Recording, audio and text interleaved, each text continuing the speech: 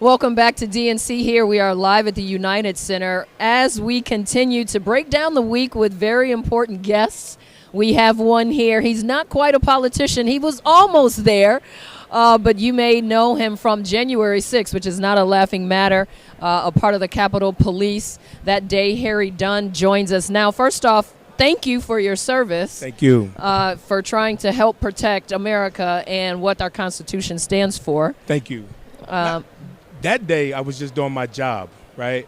But now, every day afterwards, it's because I'm an American citizen, love this country. We all got a job to do, so we put that out there. Well, that was a job that has changed the face of America, though, right?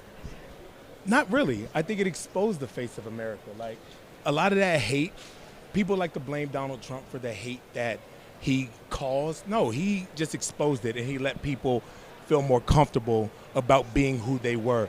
Joe Biden, in his speech last night, when he referenced the Charlottesville thing, he said they came out the woods, but this time they didn't have their hoods on. That was Joe Biden. He said that last night. So they've always existed. They're just comfortable doing it now. So I think it exposed the face of America, not necessarily changed it.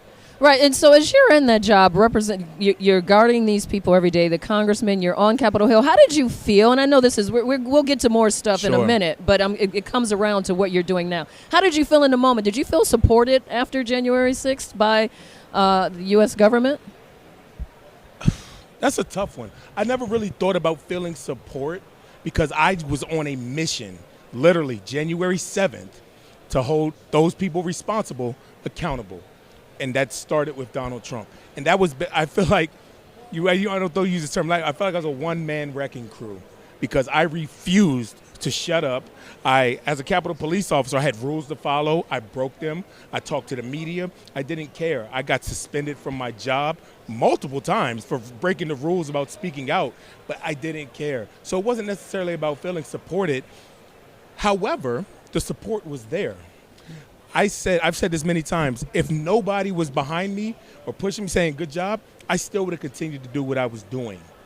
However, I had hundreds and thousands of people across the country, across the world supporting me. So that made it a little easier. So yes, I felt supported from people. The institutions is what's failed us. The Senate, when they refused to hold Donald Trump accountable, led by Mitch McConnell. The Supreme Court recently, in recent weeks, saying that he's immune. These institutions, yes, that government failed us, but not President Biden. You know, he's been fantastic in his support for accountability for January 6th.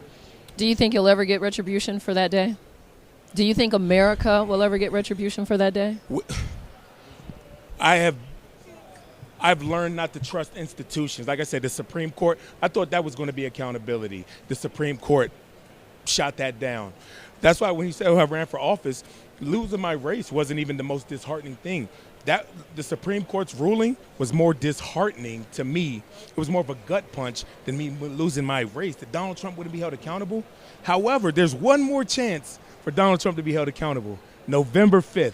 And I believe that's when accountability will come. Say, we're done with him for the rest of our lives.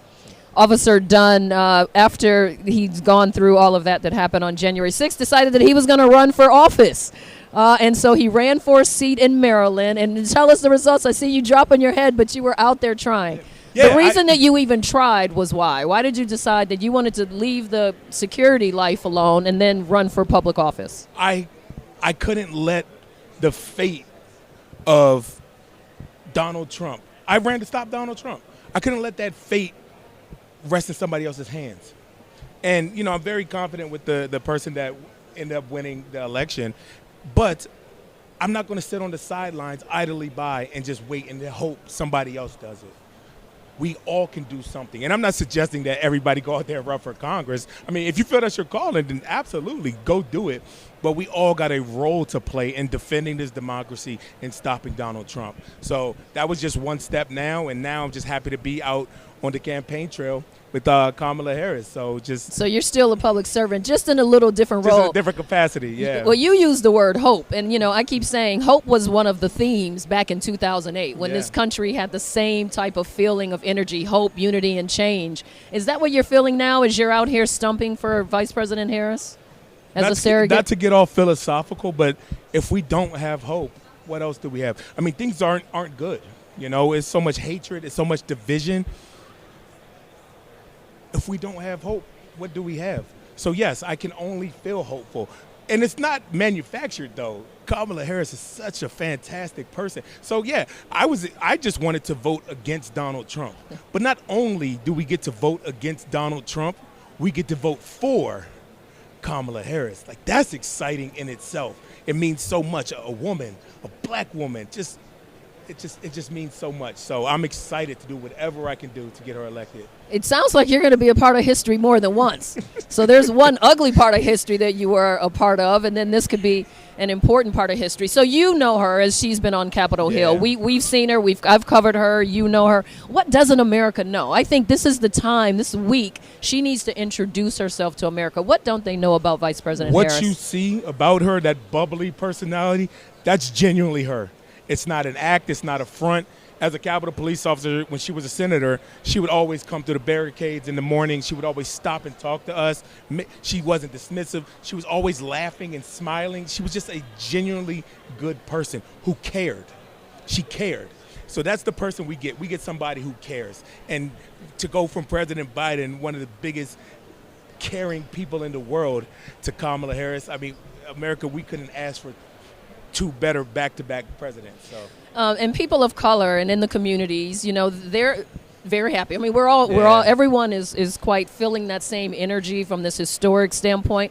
But the question is, can her agenda satisfy the minorities and diverse populations across America? We don't know what her agendas are. That's the thing. The thing is, with that, when you say that, she's having the conversation. She's willing to talk and listen. What do we need? How can I serve you? And you see that even with the protesters. Let's sit down and talk. She's willing to have people come to the table. Whereas the other side, nope, my way or the highway. And Donald Trump has said that black people all of a sudden are all for him. And black men, you know, he's getting the majority of the black men vote. And black men, we gave the most money to black men under his presidency. Fake news. Fake news. Fake news. Black people's support for Kamala Harris couldn't be higher. And we're going to win this thing. Yeah. All right. So your goal this week, obviously, besides getting to know one thing, what's the mission this week?